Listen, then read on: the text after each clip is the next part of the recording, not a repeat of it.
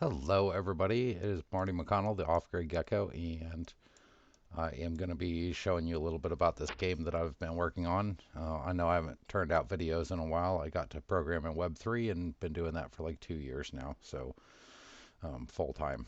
It takes up a lot of time, but this is one of my newest creations. So this is a simulator at alienorigin.io.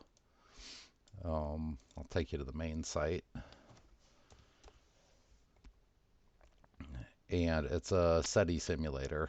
So I'm going to have a full story pretty much built into here at some point. I'll probably need another tab for that. There's a little about, like how the whole thing kind of goes, and then some gameplay tips that are now outdated, a little Ethereum address if you want to donate to the project. You are more than welcome to do that. And so let's go over a couple things here. So there's a trainer here this is depreciated now, but it will basically walk you through the steps of what we're going to be doing in this video. It doesn't cover the last step because that wasn't integrated at this point. So I'll either have to remake this or direct people to this video. Then we've got a map that shows all the contacts that have currently been found. So the ones in yellow are natural origin. These are little radio emitters out in space. So like stars and just pulsars and stuff like that. And they're scattered all over the map. The ones that we're really interested in are these red ones, which are emitting an unknown signal, and we're trying to latch onto that signal and follow it, decode it as part of the game. The game is a massive co-op. So if we go to Discover here, then I need to change those links. I forgot. Go to Discover here, and it's going to take you to your signal processing page. Now, the first thing that's going to happen is a little MetaMask thing. If this is installed on your browser, it'll come up, or if you're using your MetaMask wallet, your Web3 wallet on your phone, then it will connect. I'm going to hit cancel. You don't actually need the wallet to play. You'll be part of the community pool if you do. And this will show you how much data is associated with your account. So if you're on the community pool, obviously this is everybody in the community that is not using a wallet. And then the total data is the combined score of everybody who's playing the game. So it's kind of a massive co-op, like everybody plays, so everybody wins at the same time, and the story will progress once enough data is collected. Um, the idea behind the game is radio astronomy. So this is a telescope that's attached to your radio telescope, and you can move it just like this with the mouse or on your phone just by touching and dragging. It also has little fine adjustments here, so you can fine tune the signal. We'll get to that in a minute. And you can just pan around and look for stuff. Like here's something right here that I just passed, and now I'm not going to find it again. So let me see if I can just zoom over to a signal. There's something. All right, and if you want to listen to what this is, then you can unmute it. And it's the same thing here. You just drag this little slider around onto the signal you want to listen to. So that sounds like a natural signal. It's probably that little yellow dot right there. And there's another one right here. So we've actually got two of them. And there's only one on the map, unless they're in the same spot. I don't know. That's a little strange.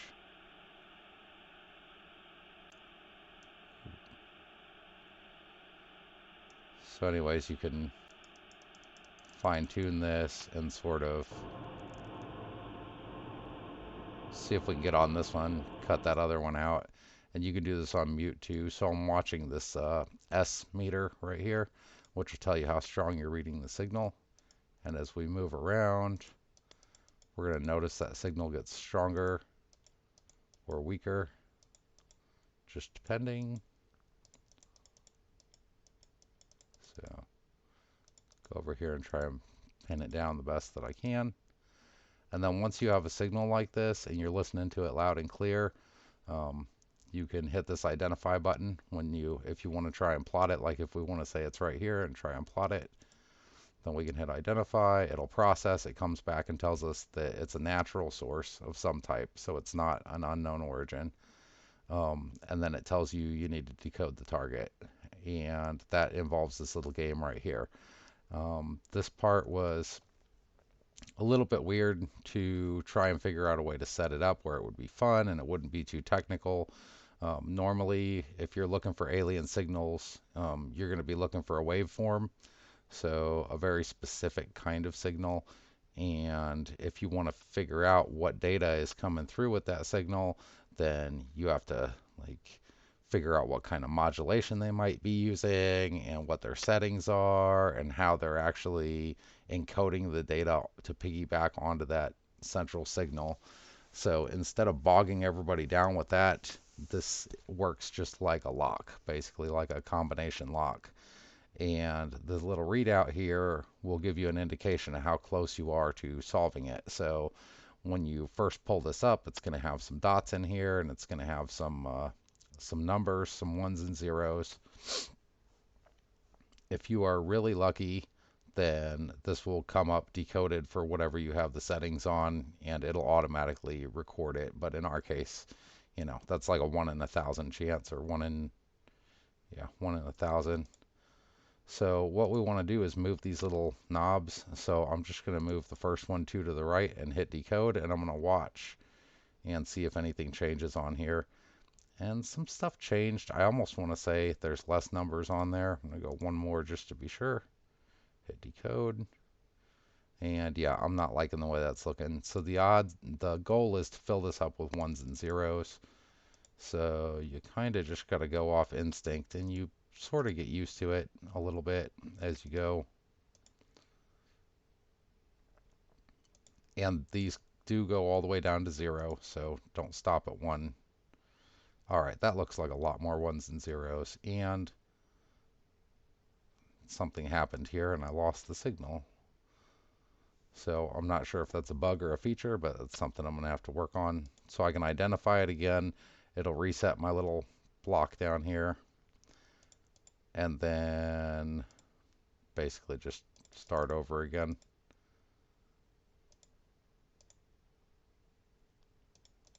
This is not looking good. There we go. That's something. I'm pretty sure that's going to go down. All right, and then start on the next number. Just basically trying to see if you can get as many ones and zeros as possible.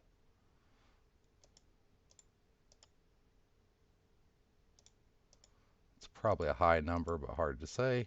So it did not give me an easy one to do for the demo here.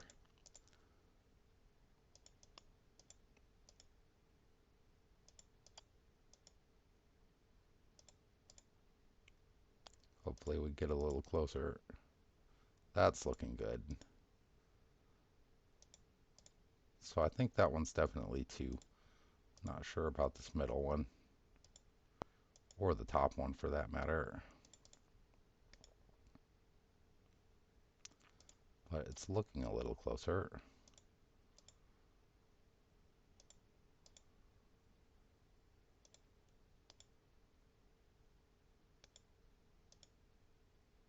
Oh yeah, there, got it. I thought I was going to have to adjust the top one. And once you get it, it will go ahead and send it off. And it looks like it just clicked over again on me. But as you can see, we've got a new yellow point on our map. So we just got some data. We got 50 points of data added to both scores. And we've got a new map point plotted on the map. I'm going to go over here to where the unknown signals are. And you can see there's 4 of them currently marked. And that's pretty much the game. You're going to do the same thing with these. You're going to latch onto it and try and figure out the signal. The sounds in the game are kind of interesting. I almost wish I could find one of the man-made there's one right there. So this sound that you're listening to now is really, really fast Morse code that's actually coming from Earth and either bouncing off the atmosphere or coming from a satellite or something. We don't really know. If you ask the computer to identify it, it's going to say Earth-based. So those we kind of don't care too much about. And there's one over here too that somebody didn't get yet. Um, so there's all kinds of stuff. And then this one is sort of the natural sound of the world. And as you get lower on the map, this band over here to the left and the band over here to the right will get stronger. And these are the water. This is the water hole, basically, is what they call this frequency. So this is like a hydrogen atom flipping spin on one of its electrons. And this is the similar kind of thing with the OH molecule. So if you listen to these, you can hear the sound of what that hydrogen spin flip can sound like. And it gets a lot quieter and harder to detect up here near the top, because as you go lower, you're getting more into the Milky Way. So those signals become stronger. And then the unknown signals have a very distinctive tone to them.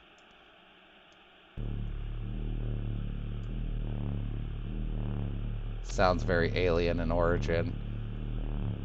Another interesting thing about these signals is they move. So just because the map's showing the last time someone plotted one, just because it says it's there doesn't mean it's actually there. So this one's already moved over to about here. This one, I've got almost no signal at all on it. So I don't know where it went. And sometimes they actually fade so much that they can disappear almost completely. So it's, I mean, it really is a trick to kind of keep trying to find them. I'll zero in on one real quick. So I got something over here. All right, that's about as high as that's going to go left and right.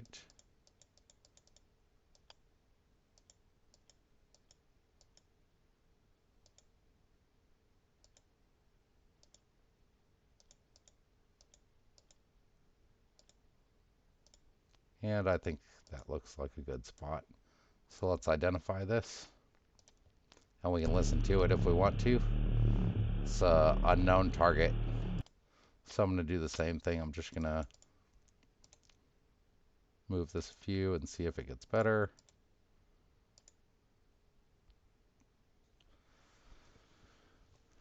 And I don't think that one changed at all. So if you move it 2 and it doesn't change, then usually that means your point's right in the middle between those. Move this one. Ooh, that looks good. Just a tad more. And now we see more gaps. So the idea with the game is sort of to reduce the gaps. And this is just meant to sort of simulate some of the tedium of trying to figure out these modulations, because in real life figuring this out is quite a chore. So there we go. We've processed it, and now we've updated where that data point is, so the next person that comes along will have an easier time finding it and decoding it, and that means a higher score for everybody. And basically tracking these is the main goal of the game at this stage, and then the next phase of the game will be a completely different setup. So this is pretty much just for now. What do we got here? Another point to note is that this works really, really well in Firefox. The sound comes through in high fidelity. Everything's just awesome and tuned. If you're not using Firefox, there's another satellite ruining our day. If you're not using Firefox, then the sounds will clip a little every few seconds, which can get kind of tedious and annoying. But I think once you start playing a little bit, you kind of work your way around with mute on and just looking for what you want. So you get 10 points for updating these guys' location, or you can explore the map and get a bonus for finding another signal. Like there's one in this little galaxy right here. So if we can lock onto this guy, then we can get another 50 points. Um, and it'd be the same thing. You identify the signal, then it gives you a readout, then you adjust these things. And this one's actually really close, so I'm just going to go ahead and grab it.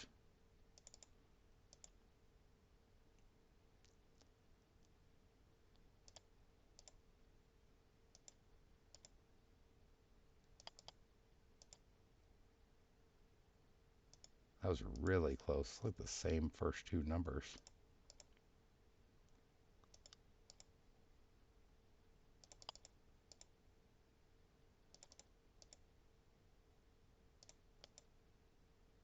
Bing. And then we got another one. So now we got a point there, which is not locked in, so you can actually go and probably get that guy a little closer if we wanted to. I'm not going to do it right now. But yeah, that's pretty much the basis of the game, and a lot of the pointing behind it is to do stuff. Now, like I said before, when you first log in here, if you have a MetaMask wallet, which is an Ethereum wallet, Web3 crypto, then you can actually, I'm just going to log in with my test wallet here. And it doesn't matter what chain you're connected to in MetaMask because any EVM chain will work. It's just going to log that address and it's going to store points with that address in the database. So there's no login. We don't have to have any of your personal information so that you can log in and play. And then you see I'm at 0 here on my score. So since somebody's already taken the liberty to go through and find all these wonderful things for me, I can just go and identify them and verify the target. And then once it's verified, then I'll get some extra science points for contributing to the cause, so to speak. So that's it. It's a simulator. It's not, it's not like a exciting racing game or first-person shooter, but fills a very specific niche, and I don't know. I'm trying to get this to take off a little bit. For the people that do have Web3 wallets, there will be an NFT drop. I'm not sure if it'll be on Polygon. It just kind of depends if we get any donations or what. And then down the road, if the game makes enough money to keep the development, we may move it to a cross-platform game or something like that. And then from there, I don't know, maybe build an actual astronomy radio telescope on my hill up here off grid, and and then hook up a SDR where anybody can log in and listen to an actual radio telescope. That would be kind of dope. But I don't think I don't see it being that successful. But that's one of the things that I kind of fantasize about when I'm working on it. It's like, man, it'd be really cool if this took off, and I'd be so happy about it. I'd just go build a 10-foot satellite dish out there and hook it up for a radio astronomy scope for anybody that wanted to listen to signals from space. But as it stands, it's just a game. I'm trying to get some attention on it, so I'm looking for some alpha testers to test out the game with me and just basically play it a little bit, give feedback, and I'm going to get to work on the story next a little more and then start working on the next phase of the game. So after we collect enough data, we're actually going to do something with this alien signal or this unknown signal, and then the story gets a little more interesting. So in addition to being web-based for everybody, it's also a story-based simulator. So the story will evolve over time as as we progress. Anyway, if you get a chance, head to alienorigin.io and check it out. And give me your feedback. Hit me up in a comment, or you can reach me over on Twitter at offgridgecko. Happy to chat about the game or anything else you want to talk about. Thanks for watching, guys. I will catch you next time.